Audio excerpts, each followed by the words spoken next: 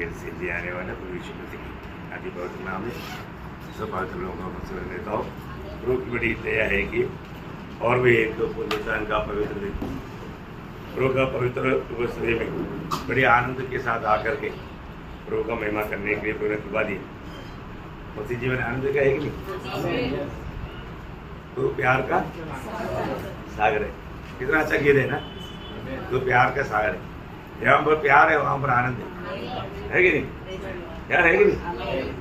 प्यार जहाँ हमारे पक्का आनंद है।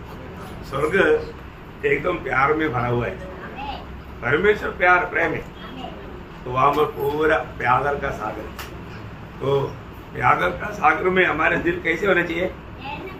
तैरना चाहिए, है ना, एकदम उबड़ना चाहिए।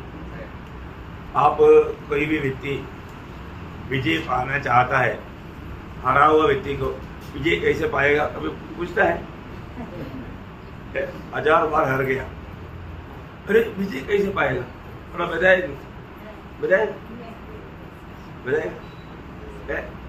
हारा हुआ व्यक्ति कभी नहीं बोलेगा। अभी विजय पाना है तो विजय पाए हुए लोगों को पूछो। और दुनिया में वास्तव में विजय पाए हुए एकमात्र व्यक्ति वो प्रभु यीशु मसीह। एक जो विजय कहना है तो यीशु मसीह कभी भी कहीं भी हरा नहीं। हर क्या है हमारे यीशु मसीह को मालूम नहीं। हर क्या है यीशु मसीह को मालूम नहीं। विजय पाने का रहस्य पूछेगा तो प्रभु बताएगा। एक कितना अच्छी बात है। इसका मतलब एक मसीह जीवन वास्तव में एक विजय का जीवन है और विजय का आनंद के साथ रहने वाला जीवन है ना। जब पौलुस को बंदीगृह में जब डाला, पौलुस का बंदीगृह का वो एक गड्ढा है। वो गड्ढा कैसा गड्ढा मालूम है? एक आदमी सिर्फ खड़ा रह सकता, बैठ नहीं सकता है, और ऊपर कोई स्वयं नहीं आ सकता। कितना भी कोशिश करेगा तो वहां से ऊपर नहीं आ सकता। अभी आप देखो ऐसा है कि गड्ढे में आप गहराई में गिराया जाएगा तो क्या रहेगा अवस्था? आप थोड़ा भावना करके देखो, वहां पर भी रह करके पौलुस बोलता है आनंद करो। क्या करो? आनंद करो, प्रभु में आनंद करो। मैं गड्ढे में नहीं, मैं मसीह में हूँ। तो है प्रतिकूल की खाई में, इतनी भयंकर गड्ढे में, है ना, भयानक अनुभव में भी पौलुस बोलते हैं इधर अनुकूल परिस्थिति में होकर के आनंद करो बोलने से लोग आनंद नहीं, है ना। कितना दुख वाला बात है। प्रियो, अपने जीवन में हम प्रभु में आनंद करना, हम प्रभु में है ना। प्रभु ने जब इस्राएल लोगों को छुड़ाने के समय में मिस्र की गुलामी से, उस समय में प्रभु ने उनको दिया हुआ व्यवस्था में, जब निर्गमन उसका 12 अध्याय उसका 14 वचन, निर्गमन उसका 12 अध्याय का 14 वचन। और वह दिन तुमको स्मरण दिलाने वाला ठहरेगा और तुम उसको यहोवा के लिए पर्व करके मनाना। मतलब वो दिन को तुम यहोवा के लिए पर्व करके मनाना। देखिए बहुत बड़ी बात है। प्रभु से छुटकारा पाया हुआ लोगों के जीवन एकदम मतलब इतना आनंद से उमड़ने वाला जीवन रहना चाहिए। आनंद से उमड़ने वाला प्रभु ने एक क्लियर व्यवस्था दिया। वो लोगों ने प्रभु ने कहा हुआ वचन के अनुसार वो लोग सभी घरों में एक एक मेमना को मानव उन्होंने बलि किया, और मानव उन लोग प्रभु का वचन के अनुसार तैयारी में रहा है।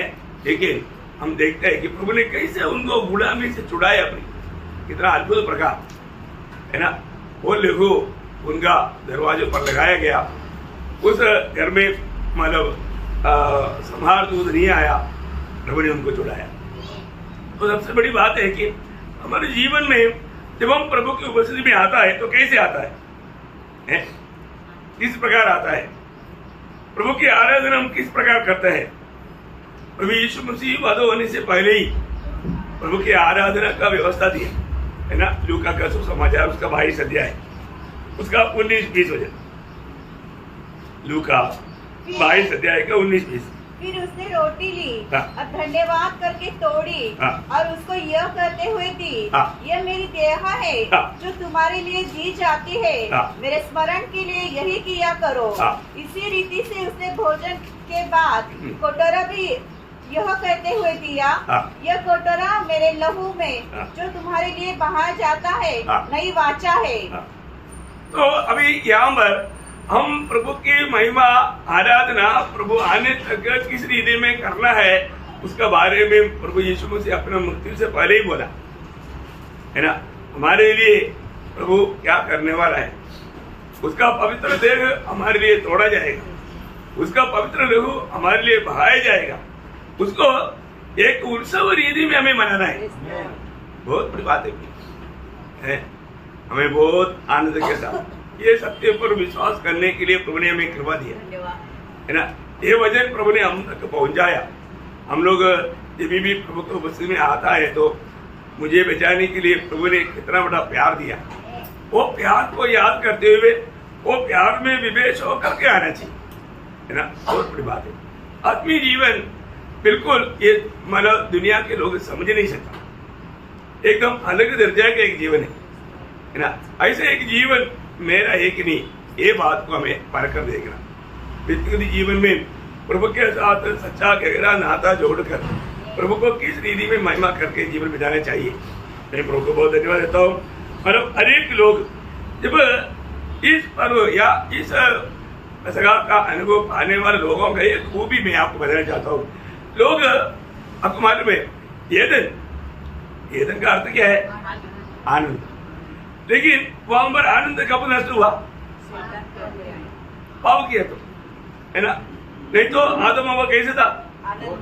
बहुत आनंद था, बहुत आनंद था, एक दूसरे से बहुत प्यार था।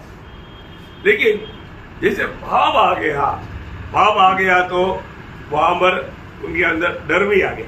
यहाँ पर पाप रहते वहां पर क्या होता?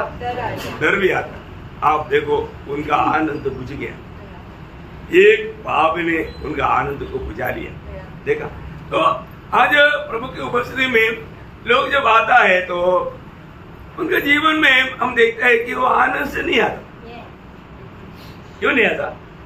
जीवन को परखता है। हम लोग जब प्रभु की उपस्थिति में आता है, खास करके मैं आपको बताना चाहता हूँ, हर रोज प्रभु हमको देख के उत्सव के साथ ले चलता है। लेकिन मेरे जीवन प्रभु ले चलने वाला एक जीवन है क्या, ये बात को हमें परखना। जब पहला कुरिन्थी उसका 5 अध्याय का 7 वचन, पुराना खमीर निकाल कर अपने आप को शुद्ध करो। देखा, पुराना खमीर निकालना। खमीर क्या है? पाप है। खमीर पाप को दिखाता है। प्रयोग हमारे जीवन में कोई भी प्रकार का पुराना खमीर ना रहे। हम लोग अपने जीवन में एक सच्चा विजयी जीवन पाना चाहते हैं तो हमारे जीवन में खमीर एक नहीं, ये बात को देखना। हमारा पुराना जीवन का बातें हमारे जीवन में नहीं होना चाहिए। और ऐसा कोई बात रहेगा तो पुराना है ना, पाप का जीवन, पुराना कुछ गलत उपदेश की बात, ऐसा कोई भी बात रहेगा तो वो सच्चा प्रभु को महिमा देने वाला आराधना अर्पण नहीं कर पाएगा। इसलिए बोलता है कि तुम क्या करना है, तुम्हारा पुराना उस खमीर को दूर करो। और आगे पढ़ना, कि नया गूंदा हुआ आटा बन जाओ, ताकि तुम अखमीरी हो। तुम अखमीरी हो। देखा, तुम अखमीरी हो बोले का मतलब तुम्हारे जीवन में किसी प्रकार का पाप रहने ना देना। तुम्हारा जीवन में किसी प्रकार का पाप ना रहने देना। और पाप है करके मालूम है तो उसको बात प्रभु के सामने कबूल करके उसे हमें क्षमा प्राप्त करके याव बांध करके आना चाहिए। हमें अपने जीवन को परखना पड़ेगा। हम कैसे भी आ गया, किसी प्रकार भी आकर के प्रभु की आराधना करेंगे सोचता है तो इससे बड़ा धोखा कुछ भी नहीं है ना। आराधना का एक सच्चा तैयारी चाहिए है। मेरे जीवन में मैं आज प्रभु को भेंट करने के लिए जाता है तो मेरा अवस्था क्या है, मेरा दिल क्या गवाही देता है, ये बात को हम लोग परखना चाहिए, हम लोग जांचना चाहिए। किसी प्रकार भी आएगा तो प्रभु उस आराधना को ग्रहण नहीं करेगा। आज बहुत लोग प्रभु की उपस्थिति में आने से पहले शायद घर में लोग इतना समय नहीं लेता होगा, इसलिए मैं हमेशा बोलता हूँ थोड़ा 5 मिनट पहले आकर के कम से कम प्रभु की उपस्थिति में बैठ करके अपने को छुटकारा दिया हुआ, हमें मिला हुआ ये उद्धार कोई हल्की बात है क्या? जीवन भर परिश्रम करने से भी हमें नहीं मिलता है। प्रभु ने हमें मुफ्त में दिया, तो मतलब उसका दाम नहीं, ऐसे नहीं। आज भी बहुत लोग जो उद्धार पाए हुए लोग वो प्रकाश को प्राप्त नहीं किया है ना। मानो प्रभु ने मुझे कैसे अवस्था से मुझको बचाया है ना, वो बात को अगर याद करेगा तो जरूर वो प्रभु से आभारी हो जाएगा। आज के दिन में कितने लोगों ने सवेरे उठने के बाद में प्रभु आपकी सच्चा आराधना करने के लिए मुझे एक सच्चा आराधक आपने बनाया, ऐसा कितने लोग बोल पाएगा? जो उद्धार पाए हुए लोग यहाँ पर ऐसे ही आराधना नहीं कर पाएगा, वो स्वर्ग में भी आराधना नहीं कर पाएगा। नया यरूशलेम में भी इधर वो आराधना का एक रिहर्सल जैसे समझो है ना। हम लोग जब प्रकाशित वाक्य 22 अध्याय का 3रा वचन में क्या पढ़ता? प्रकटीकरण 22 का 3 श्राप न होगा और परमेश्वर और मेमने का सिंहासन उस नगर में होगा और उसके दास उसकी सेवा करेंगे। वो जो सेवा करेंगे वहां पर आराधना करेंगे। आज आप लोग सेवा करने का थोड़ा अलग हो जाता है ना, आराधना करेंगे है ना। तो यहाँ पर जो आराधना करेगा वही लोग वहां पर भी आराधना करेगा, ये बहुत अनमोल बात है ना। आज हमारे जीवन में मैं प्रभु का एक सच्चा आराधक है क्या? यहाँ पर मैं प्रभु को, आपको सबको मालूम है, प्रभु ढूंढने वाला आराधक को भी यीशु मसीह ने स्वयं बताया है ना। जब यूहन्ना का समाचार 4 अध्याय का 23-24 हो जाता है। परंतु वह समय आता है, वरन अब भी है, जिसमें सच्चे भक्त पिता की आराधना आत्मा और सच्चाई से करेंगे, क्योंकि पिता अपने लिए ऐसे ही आराधकों को ढूंढता है। परमेश्वर आत्मा है और अवश्य है कि उसकी आराधना करने वाले आत्मा और सच्चाई से आराधना करें। देखा, उसकी आराधना करने वाला कैसे आराधना करना? आत्मा और सच्चाई से आराधना करना। प्रियो, आज हमारी आराधना आत्मा और सच्चाई से है कि नहीं, ये जानना बहुत जरूरी बात है। अगर हम आत्मा और सच्चाई से आराधना नहीं करेगा, प्रभु उस आराधना में प्रसन्न नहीं रहेगा, प्रभु उस आराधना को ग्रहण नहीं करेगा। अपनी आराधना कैसा है, ये बात को हमें जानना चाहिए। जब इस्राएल को जब व्यवस्था दिया तो उन लोग स्मरण करने वाला कुछ बात था, मैं आपको याद दिला दूं। पहली बात, प्रभु के साथ का एक सच्चा भक्ति करने वाला भक्त का जीवन कैसे होना चाहिए, उसका कुछ विधियां प्रभु ने उनको दिया। उससे बढ़कर है जब नया नियम की भक्त के लिए, ऐसे है तो पुराने नियम का भक्त का भी तुलना में नहीं आया तो अभी यीशु मसीह ने मत्ती 5:20 में यीशु मसीह ने बोला, यदि तुम्हारा धार्मिकता शास्त्री और फरीसियों की आराधना से बढ़कर नहीं रहेगा तो स्वर्गराज में प्रवेश नहीं करेगा। सही बात है। ऐसा है तो उनकी आराधना से भी गजब गुजरा रहेगा तो क्या रहेगा? एक पुराना के लिए बात बताया है। हमारी आराधना इतना मतलब ऊंचा दर्जा का होना चाहिए, वो प्रभु का मांग है। प्रभु जो चाहता है वो अवस्था में हम प्रभु की आराधना नहीं किया तो उसको एक सच्चा आराधना नहीं बोलता।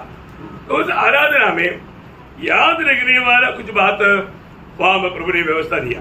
पहली बात, व्यवस्था वरन उसका 8 अध्याय का 2रा वचन, स्मरण रख कि तेरा परमेश्वर यहोवा उन 40 वर्षों में तुझे सारे जंगल के मार्ग में से इसलिए ले आया है कि वह तुझे नम्र बनाए और तेरी परीक्षा करके वह जान ले कि तेरे मन में क्या क्या है और कि तू उसकी आज्ञाओं का पालन करेगा या नहीं। देखो, उसकी आज्ञा का पालन करेगा कि नहीं, तो मतलब क्या है कि एक सच्चा आराधक प्रभु का आज्ञा का पालन करने वाला होना चाहिए। क्या है? प्रभु का आज्ञा का पालन करने वाला। देखिए, हम लोग मैं प्रभु में आया, प्रभु में आने के बाद में मैं प्रभु का सत्य वचन के आधार में प्रभु में जीवन नहीं बिताता तो वो एक बहुत बड़ा एक धोखा है। हम लोग प्रभु में कैसे जीवन बिताता। प्रभु ने हमें क्लियर व्यवस्था दिया प्रियो, क्लियर व्यवस्था दिया।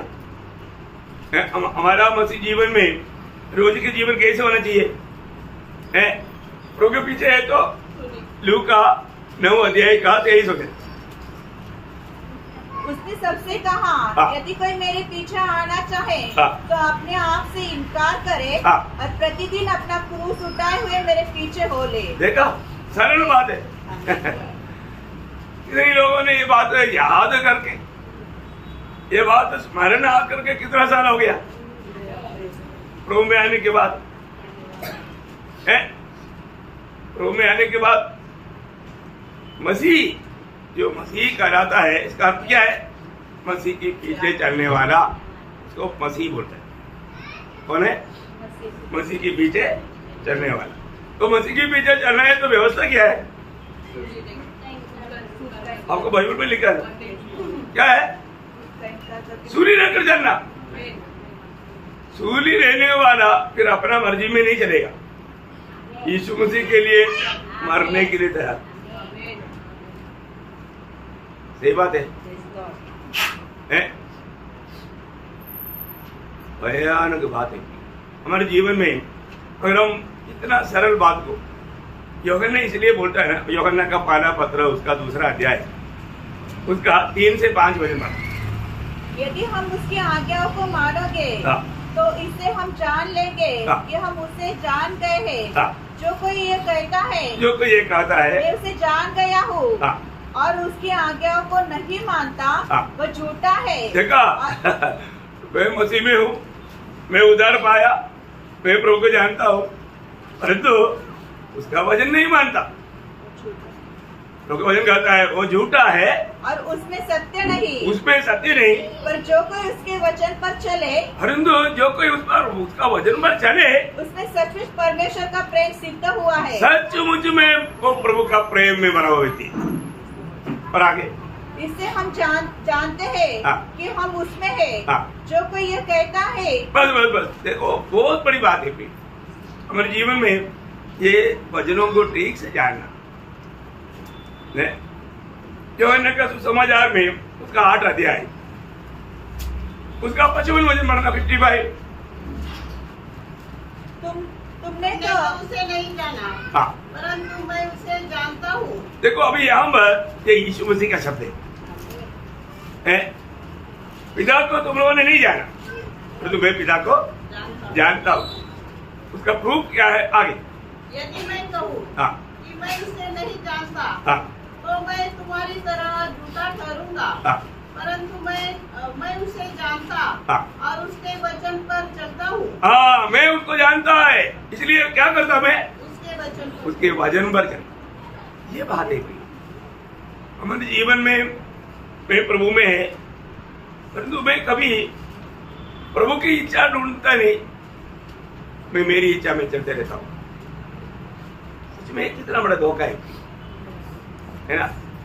हमारे प्रति हम प्रभु की इच्छा जानने में, उसको मानने में उलझा ही है क्या? आज लोग बोलता है, देखो हमने प्रभु को दिल दिया है, अभी हमारे ऊपर ज्यादा कुछ ऐसा बोझ मत रखो। बोलते क्या ये बात? नहीं। आप प्रभु के वचन के आधार में अपने जीवन को सही नहीं करता, प्रियो, आपका मसीह जीवन आप बहुत धोखे में है। यीशु मसीह के नाम बोल करके आप भयानक सजा के लिए जा रहा है। प्रभु में आने के बाद में क्लियर व्यवस्था है, वो व्यवस्था पालन करने के लिए अगर हम तैयार नहीं है तो व्यक्ति आखिर में धोखा खाएगा, है ना। अपना दिल क्या गवाही देता है? लोग दिल की बात तो नहीं बोलेगा, बाहर से दिखावा करेगा, परंतु आपका दिल जरूर गवाही देगा कि मैं सही में प्रभु का मार्ग में नहीं है। प्रियो, प्रभु को प्रेम करने वाला उसका वचन को छोड़ कर जी नहीं सकता। आज कई लोग प्रभु मसीह में आने से पहले आज वचन पढ़ा भी नहीं होगा। पढ़ा? प्रभु ने आपसे बात किया? कई लोग प्रभु की बात नहीं सुनता क्योंकि वचन पढ़ता ही नहीं। जो भी व्यक्ति वचन पढ़ेगा प्रभु उससे बात करेगा। यहाँ पर पहली बात प्रभु का वचन कहता है कि वो जो भी सच्चा आराधक है वो प्रभु का वचन का पालन करे। दूसरा वहां वही 8 अध्याय का दूसरा वचन का पीपट वावर एक बार पढ़ना। तुझे नम्र बनाए हाँ। और तेरी परीक्षा करके यह जान ले हाँ। कि तेरे मन में क्या क्या है हाँ। और कि तू उसकी आज्ञाओं का पालन करेगा या नहीं। बोलने का अर्थ तुझे चलाए हुआ विधियों को तुम जानना और उसको याद रखना, उसको याद रखना। प्रभु बोलता है कि प्रभु ने हमें कैसे कैसे चलाया, प्रिय हमें चलाया हुआ प्रभु को हम जरूर स्मरण करना। प्रभु ने हमें कितनी प्रकार का विभूति से बचाया, बीमारियों से बचाया, है ना। कोरोना आया गया, प्रभु ने बचाया कि नहीं? ऐसे कितनी विभूतियों से प्रभु ने बचाया, परंतु प्रियो हम लोग वो बात को स्मरण नहीं करते। थोड़ी देर के लिए याद करता, इसके बाद में हम लोग वो बात को भूल जाते। प्रभु जो भी उपकार किया है वो बात को हम भूलना नहीं, हमेशा स्मरण रखना और हम प्रभु को धन्यवाद देना। प्रभु के साथ एक सच्चा आभारी दिल हमारा होना चाहिए। मैं इसलिए आपको बोला, प्रभु की ओर से चलाया जाने वाला जीवन जय उत्सव का जीवन है ना। कितना भी तकलीफ रहेगा तो भी उसका दिल आनंद से उमड़ते रहेगा। आज मुझे मैं आपको मतलब मैं अपना तकलीफ थोड़ा सा बता ही देता हूँ। मेरे को भी बोलने के लिए बहुत तकलीफ है, लेकिन मेरा शब्द आप लोगों को क्लियर समझ में आ रहा है ना। क्यों बोलने की तकलीफ है? मेरा वो अंदर का वो जो एक दांत टूट गया और वो एकदम सुई जैसा करा है, मेरा दांत को ये कर रहा है, तो मेरे को बोलने के लिए बहुत तकलीफ है। लेकिन प्रभु में सहारा लेकर के प्रभु का सामर्थ्य में बोला। नॉर्मल हिंदी में मैं ऐसा बात कर ही नहीं पाया, तो मैं प्रभु को धन्यवाद देता हूँ। एक बात मैं आपको कहना चाहता हूँ, अभी भी मैं प्रभु में बहुत आनंदित है। हर एक रीति में हम लोग प्रभु में आनंद रहना, क्योंकि दूसरा अध्याय का 14 वचन, परंतु परमेश्वर का धन्यवाद हो हाँ, जो मसीह में सदा हाँ, हमको जय के उत्सव में लिए फिरता है हाँ। और अपने बस मतलब हमें कैसे लेके बढ़ता, जय के उत्सव में, जय उत्सव में। जय उत्सव में चलने वाला व्यक्ति कैसे रहेगा? कितना आनंदित रहेगा ना। बहुत उसका चेहरे में देखने से मालूम पड़ता है। जरूर मैं आपको बताया ना, मेरा छोटी बहन वो कैंसर में इतना पीड़ित था, लेकिन उसको ट्रीटमेंट करने वाला डॉक्टर लोग बोलता है, इसे हम नहीं मान सकता, आपको इतना तकलीफ है। और वो लोग मालूम है ये कितना भयानक वेदना के अंदर है, लेकिन उसका चेहरा हमेशा चमकता था। तो एक बहुत बड़ा एक गवाही था, है ना। उस वेदना में भी प्रभु में मगन देने वाला अनुभव, कितना बड़ी बात है ना। और उसके जीवन में एक कांटा था, उसको गुस्सा मारता था, लेकिन वो उससे असहनीय होकर के प्रभु से विनती किया, तो भी प्रभु बोला मेरा अनुग्रह तेरे लिए काफी है। तो वो विनती करने से पहले भी आनंदित था, ये बात सुनने से डबल आनंदित हो गया क्योंकि मुझे प्रभु का अनुग्रह मेरे साथ है। हम उदार पाए हुए लोगों के साथ प्रभु का अनुग्रह है ना। इसलिए आपको बताया हमारे साथ वो प्रभु है। अगर प्रभु हम दुखी निराश रहेगा तो प्रभु पूछेगा क्यों दुखी है तू? तो मेरी वाणी नहीं सुन रहा है, मुझे पर तुझे भरोसा नहीं। प्रभु नहीं चाहता, प्रभु आनंद में हमें पाना चाहता। कोई भी माँ बाप अपने बच्चे लोग दुखी रहना चाहता है? नहीं।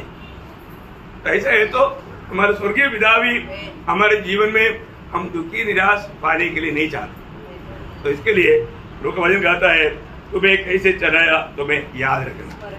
तीसरी बात मतलब उसका 5 वचन पढ़ना, व्यवस्था वचन 8 का 5। फिर अपने मन में यह तो विचार कर कि जैसा कोई अपने बेटे को ताड़ना देता है, मतलब विचार करना मतलब ध्यान करना। मतलब यहाँ पर का विषय क्या है? हमारा जीवन में हमें प्रभु पर ध्यान करना। मेरा प्रभु कैसा है? हर दिन हम लोग कितना टाइम हम प्रभु पर ध्यान देता है क्या? प्रभु के प्रति, प्रभु को जानने के प्रति हम कितना समय बिताता, हमारा ध्यान क्या है? प्रभु की उपस्थिति में बैठने पर तक लोगों का ध्यान प्रभु में नहीं। कितना दुख लगता है ना। प्रेरित पौलुस से एक बड़ा गवाही दिया हुआ शब्द आपको याद होगा, पहला कोरिन्थी उसका 2 अध्याय का 2 वचन। क्योंकि मैंने यह ठान लिया था कि तुम्हारे बीच यीशु मसीह वरन क्रूस पर चढ़ा हुए मसीह को छोड़ और किसी बात को न जान। देखा, मतलब उसका कोच, उसका ध्यान सब कुछ है, यीशु मसीह है। प्रियो, प्रभु में आने के बाद हमारा कोच क्या होना चाहिए? प्रभु यीशु मसीह, प्रभु यीशु मसीह। मैं यीशु मसीह को अधिक जानूं, मैं यीशु मसीह को अधिक प्राप्त करूं। वही एक बात को फिलिपियों का मंडली को लिखने के टाइम पर वो कहता है, उसका 3 अध्याय उसका 8-9 वचन में, वरन मैं अपने प्रभु यीशु मसीह की पहचान की उत्तमता के कारण सब बातों को हानि समझता हूँ, जिसके कारण मैंने सब वस्तु की हानि उठाई और उन्हें कूड़ा समझता हूँ, जिससे मैं मसीह को प्राप्त करूँ। देखा, जिससे मैं मसीह को प्राप्त करूँ और उसमें पाया जाऊँ, मसीह में पाया जाऊँ। ओह, क्या आगे रहे हम कहाँ पर पाया जाना है? मसीह में पाए जाए और मसीह को प्राप्त करना। मैं रोज रोज मैं कांत मसीह को प्राप्त कर पाता, ये बात को जानना, ये बात को जानना। मैं कल से बढ़ करके आज मैं मसीह को प्राप्त कर पा रहे कि नहीं?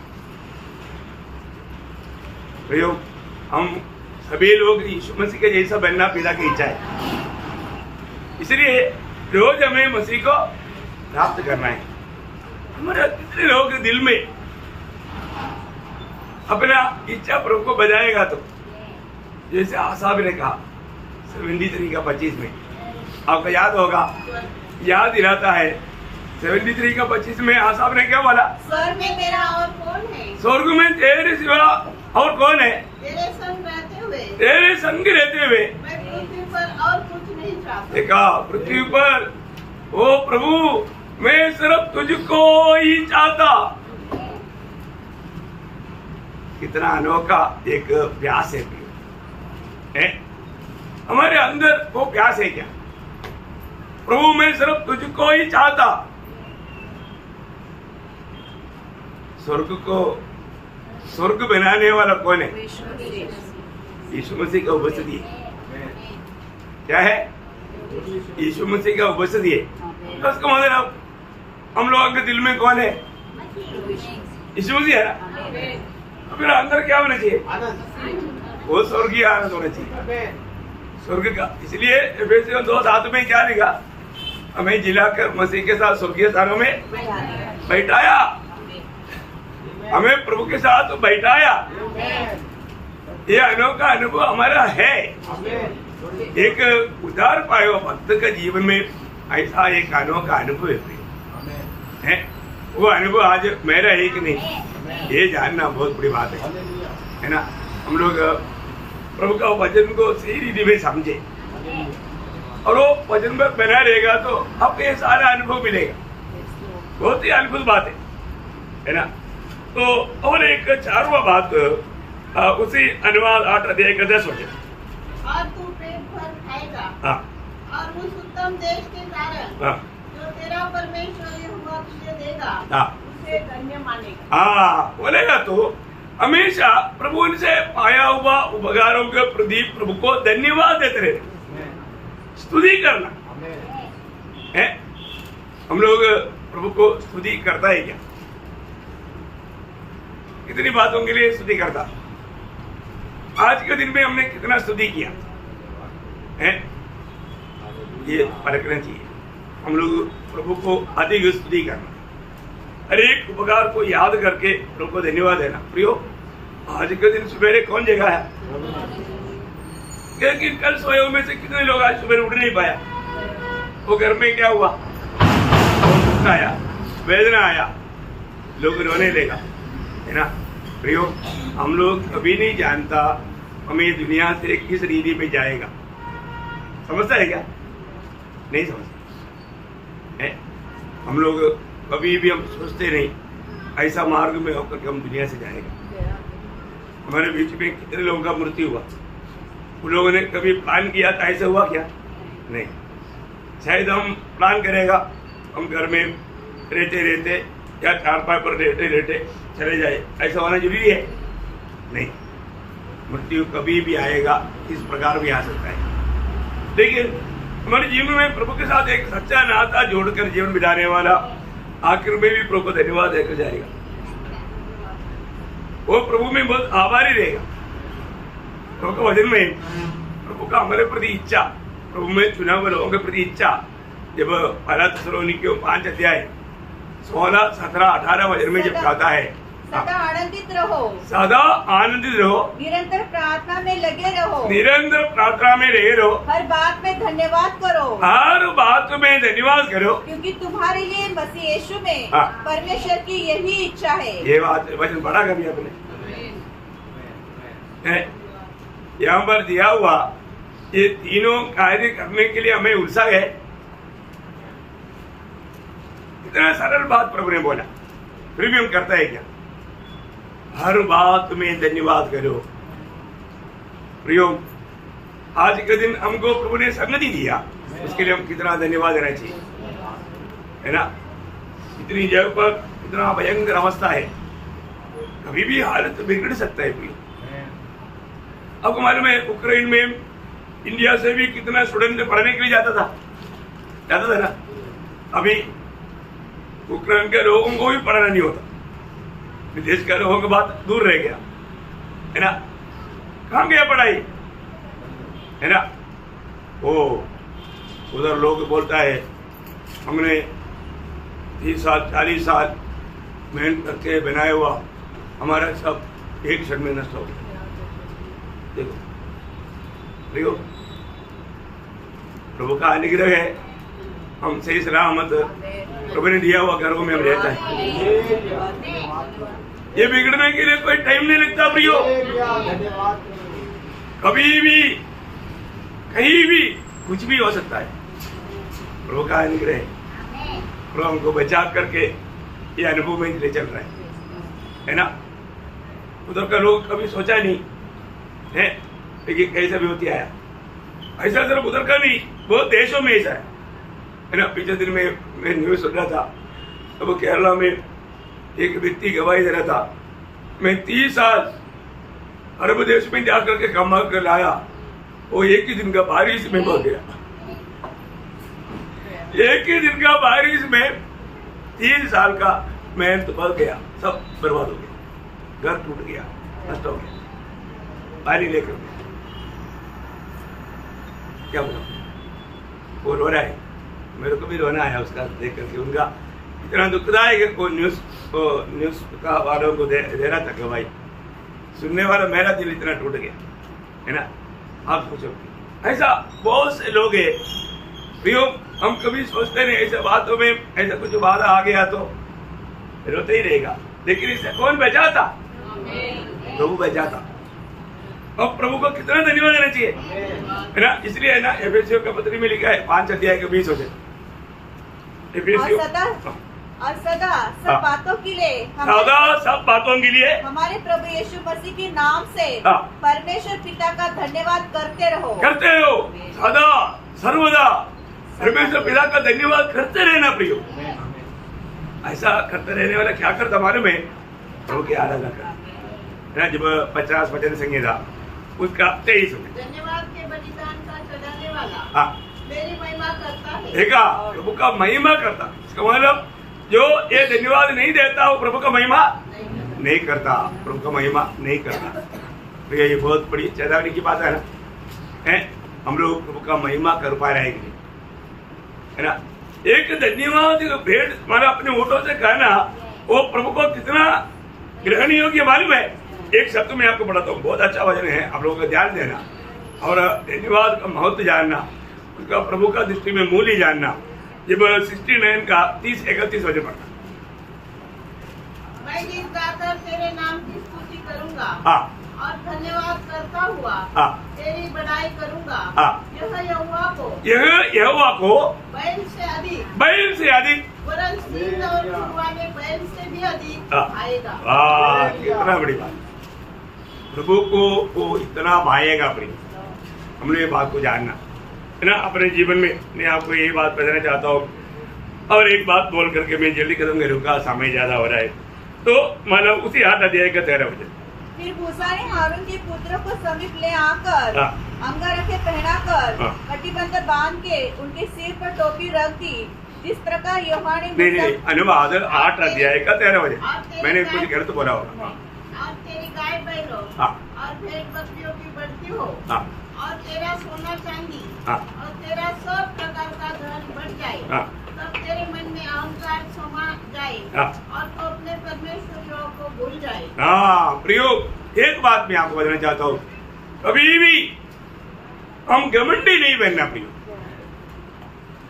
कभी भी हम घमंडी नहीं बनना। मेरे को ताकत है, मेरे को सामर्थ्य है, मैं मेरी मतलब उज्जवल से ये सब कमाया या जीता, ऐसा भावना कभी कभी नहीं करना प्रिय,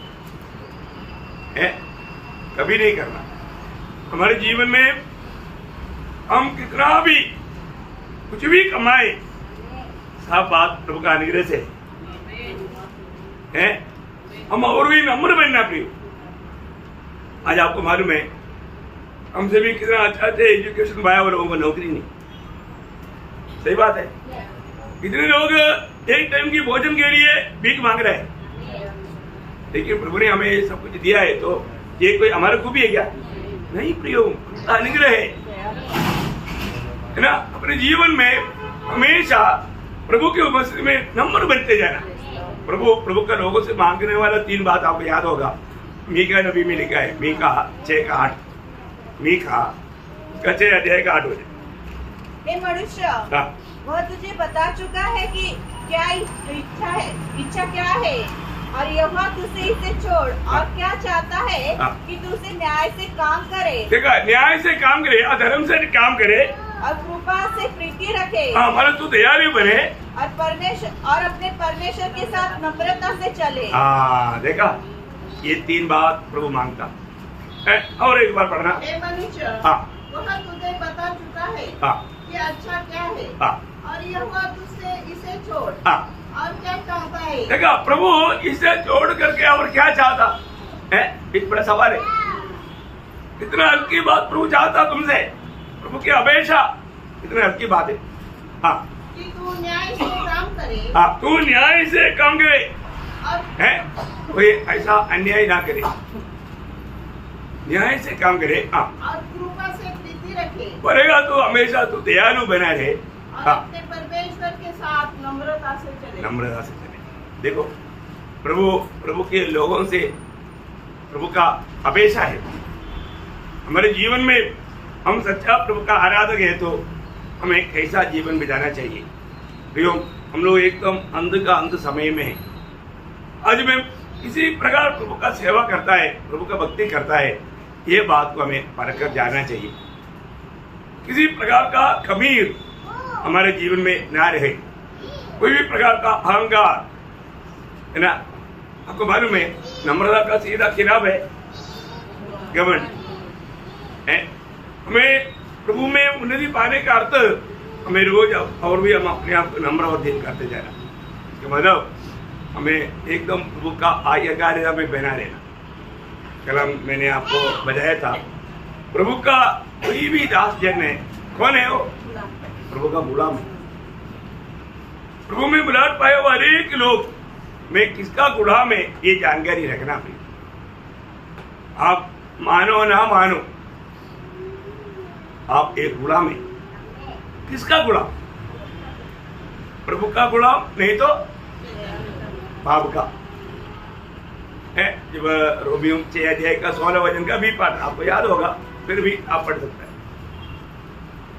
चाहे पाप के जिसका अंत मृत्यु है, चाहे आज्ञाकारिता के जिसका अंत धार्मिकता है। वो गुलाम शब्द भी आना चाहिए ना, पढ़ लो पूरा पढ़। क्या तुम नहीं जानते हाँ। कि जिसकी आज्ञा मानने के लिए हाँ। तुम अपने आप को हाँ। दासों के समान सौंप देते हो? देखिए यहाँ पर जो भी दास शब्द आया वहां पर गुलाम डूलोस वो शब्द है।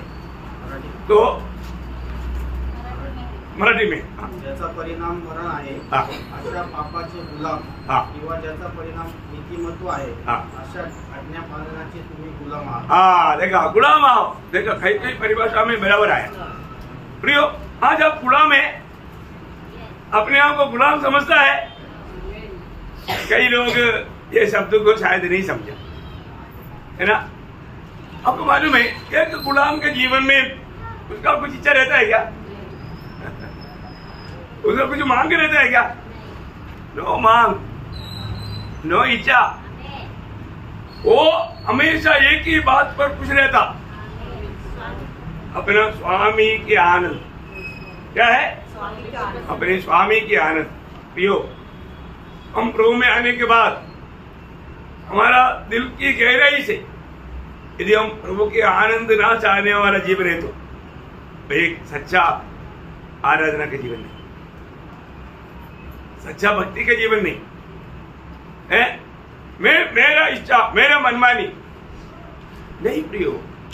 ये बात तो मसीह जीवन में है ही नहीं। ऐसे लोग स्वर्ग में नहीं मिलेगा, नया यरूशलेम में नहीं मिलेगा। ये सब इधर ही कदम करना, भाई इधर ही कदम करना। मूल्यवान मोती पहनना है तो वहां पर एक मृत्यु है। तो आज क्लास में आपको बताएगा, तो बहुत बड़ी बात है। अपने जीवन में हमें रोज मरना है, हमारी इच्छाओं के लिए मरना है प्रियो। हमें प्रभु की इच्छा को ही स्थान देना। तो मैं आज प्रभु की इच्छा में नहीं है तो मैं प्रभु के पीछे है करके कहना तक धोखा है। इसका मतलब मैं आज किसका गुलाम है? मैं सच में प्रभु का गुलाम है क्या? नहीं तो मैं पाप का गुलाम है। यहूदी लोगों ने बोला हम किसी का गुलाम नहीं रहा, लेकिन प्रभु ने उनको समझाया कि तुम पाप का गुलाम है। तो आज भी कितने लोग जाने अनजाने अपने आप को मसीह या विश्वासी कहता है, लेकिन वो पाप का गुलाम है। पाप उन पर प्रभुता कर रहा है, प्रभु की महिमा उनका जीवन के ऋषि नहीं। सब अपनी स्वार्थता में अपनी इच्छा के लिए जीवन बिताता है। ऐसा कुछ बात हमारे जीवन में है कि नहीं? ये बात को आज इस पुनरुत्थान का दिन में पवित्र लोग परखना है। मेरे जीवन में मैं एक सच्चा आराधक है क्या? मैं एक सच्चा आराधक बनना है तो मुझे प्रभु का इच्छा जानने में, मानने में मेरा दिल तैयार रहना चाहिए। हमेशा मैं प्रभु की इच्छा को मालूम करूं, प्रभु मैं क्या करूं, प्रभु मुझे क्या करना। हमेशा प्रभु को पूछते हुए कदम बढ़ाना, वही मसीह जीवन। आज हमारे जीवन कैसा है प्रियो? आप प्रभु में आने के बाद में इसको एक हल्का ना जानो। प्रभु हमें कितना अच्छा अनुकूल एडजस्ट बनाकर देता है, तो भी हमें प्रभु का वचन को मानने के लिए उत्साही नहीं। ऐसा है क्या? नया नियम का शुरुआत का मंडली बहुत आदर्शमय मंडली था, है ना। वो मंडली का तू भी जब प्रेरितों का दूसरा अध्याय उसका 41-42 अतः जिन्होंने उसका वचन ग्रहण किया, होने का अर्थ नया जन्म पाया, वचन ग्रहण करने का अर्थ उद्धार पाया, नया जन्म पाया। हाँ, उन्होंने बपतिस्मा लिया। देखा, जो भी नया जन्म पाया उन्होंने क्या किया? बपतिस्मा लिया है। प्रभु का आज्ञा माना कि मतलब मैं प्रभु को प्रेम करता है, वो बात को प्रकट किया। हाँ, और उसी दिन 3000 मनुष्य के लगभग उनमें मिल गए। हाँ, प्रभु ने उनको मंडली में मिलाया। क्या किया? मंडली में मिलाया। हाँ, आगे। और वे प्रेरितों से शिक्षा पाने। देखा, मंडली जीवन में आने के बाद में फिर अपना मनमानी में गया, ऐसे नहीं। क्या किया? प्रेरितों का शिक्षण। आपको मालूम है प्रेरितों का शिक्षण ये मसीह जीवन का नेव है। आज बहुत लोग शिक्षण पाने के लिए तैयार नहीं, उनको शिक्षण नहीं चाहिए।